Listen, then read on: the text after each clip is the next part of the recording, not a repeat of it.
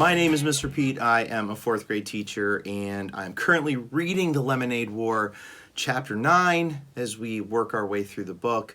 This is for my homeroom class, but it's also for anyone out there who's looking for resources that can help them out in the classroom. So I do analyze this book. I do realize that's not for everybody, but I do want you to give this a chance, because even though I analyze as we read, it does enhance the book if you're a student, and if you're a teacher, hopefully it'll give you an idea. With that being said, if you're reading this and you like it, please hit the subscribe button, hit the bell, leave comments, let me know what you think, let me know if there's anything that I can do better, or let me know if there's any books that you'd like to recommend. I really appreciate any feedback whatsoever. Appreciate all the positive comments and the comments that help me improve. As we jump into Chapter 9, negotiation, make sure you highlight negotiation. Obviously, when you negotiate, you are working together with somebody else to perhaps fix something or figure something out.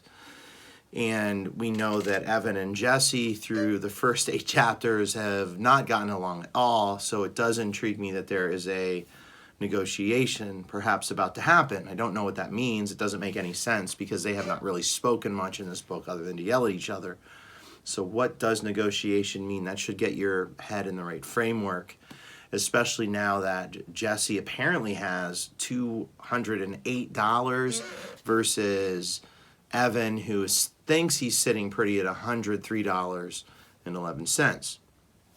Again, right setting at the top. This is a fairly stable chapter with regards to setting, so you should be able to kind of figure this out as we go. Remember, we're looking for time, place, and atmosphere. What's it look like and feel like around the area? Where are they at? And of course, when are they there? Negotiation. Noun. A method of bargaining so that you can reach an agreement.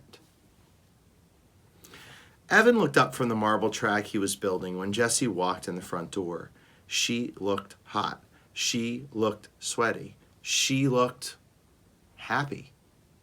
Really happy. Like she'd just gotten an A+, or like she just won a war. What are you smiling for? Asked Evan, holding a marble at the top of the track. No reason. Jessie put her hands on her hips and stared at Evan. She looked like one of those goofy yellow smiley faces, all mouth, highlight, simile. What's being compared there? Well, quit looking at me, would you? It's creepifying. You look like you're going to explode or something. Hyperbole. Evan dropped the marble into the funnel. It raced through the track, picking up speed around the curves. It passed by the flywheel, sending the flag spinning, then fell into the final drop. When it reached the end of the track, it went sailing through the air like a beautiful silver bird. Highlight that. Simile. Comparing two things. What two things? Bird to it. Little silver marble. And fell short. So here Jesse walks in. He runs this marble track, and it falls just short. How does that make him feel, do you think? The marble landed on the ground instead of in the bullseye cup. Evan muttered under his breath and adjusted the position of the cup. Raise the end of the track, said Jesse. You'll get more loft. So think about what bugs Evan about Jesse throughout this story, and what did she just do there? She's always correcting him. She doesn't really understand when to do that and when not to do that. Evan looked at her angrily. The marble had fallen into the cup the last 10 times he'd done it. Why did it have to fall short the one time she was watching? Don't tell me what to do, he said. Why was she smiling like that? I didn't tell you what to do, she said. I just made a suggestion. Take it or leave it. She turned to walk up the stairs. Grumpminster Fink, she tossed over her shoulder. Evan threw a marble at her, disappearing back, but missed by a mile. Hyperbole. Well, he hadn't really been aiming anyway. He just wanted that feeling of throwing something. He'd been feeling the need to throw something these past 4 days. Grumpminster Fink. That was the name of a character he'd made up when he was 6 and Jesse was 5. That was back when Mom and Dad were fighting a lot, and Evan and Jesse just had to get out of the house. So we don't know really a whole lot about what happened between Mom and Dad. So you go back a few years to where they were 6 and 5. Now they're 9, I believe they're 9 and 8. And Grumpminster Fink is a character that Evan created. You'll find out more why, but we can see here that Dad and Mom are arguing. That was back when Mom and Dad were fighting a lot, and Evan and Jesse just had to get out of the house. They'd scramble up the climbing tree. Evan had his branch, Jesse had hers, and waited out. Sometimes they had to wait a long time, and once when Jesse was thirsty and impatient and cranky, highlight vocabulary word, Evan had said, "Be quiet, and I'll tell you a story about Grumpminster Fink." Grumpminster Fink was a man who was cranky and mean and made everybody miserable. But deep down, he wanted people to love him. It's just that every time he tried to do something nice, it turned out all wrong. Evan had made up a lot of stories about Mr. Fink in that tree, but after Dad left, there just weren't any more stories to tell. No one in the whole world beside Jesse and Evan knew about Grumpminster Fink, and Evan hadn't thought about him in years. "Hey," he said sharply. He heard Jesse stop at the top of the stairs, but she didn't come down. So Grumpminster Fink was a story that he used to tell his sister to make her feel better. And he was this miserable dude. And Jesse called him Grumpminster Fink. So she's walking up the steps and Evan yells, "Hey, do you want to call this whole thing off?" he asked. Negotiation. He thinks back to this time when he was making his sister feel better and asks her to call off the lemonade war. "What?" she shouted. This lemonade war," he said.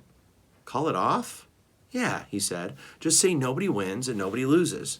Jessie walked down the stairs and stood with her arms crossed. Evan looked at her. He missed her. He had spent the whole day, the third to last day before school started, by himself. It stunk. It totally stunk. If Jesse had been around, and they hadn't been fighting with each other, they could have played air hockey or made pretzels or built a marble track with twice as many gizmos that launched the marble into the bullseye cup every time. Jesse was very precise, so he even knows that. She was good at getting the marble to go into the cup. "What do you say?" he asked. Jesse looked puzzled. I don't know," she said, frowning. "You see, Megan, kinda, well, she..." Evan felt his face go hot. Megan Moriarty. Every time he thought of her, his throat got all squeezed and scratchy. It was like the allergic reaction he had if he accidentally ate a shrimp. So he's comparing the feeling of Jesse mentioning Megan Moriarty to like allergic reaction to shrimp. He hates it. So he offered a way out, and Jesse mentioned Megan, and now he's getting angry. What do you think's going to happen? "You told Megan Moriarty about everything?" he asked, feeling itchy all over. "No, well, what everything?" asked Jesse. Evan thought she looked like a fish caught in a net, simile.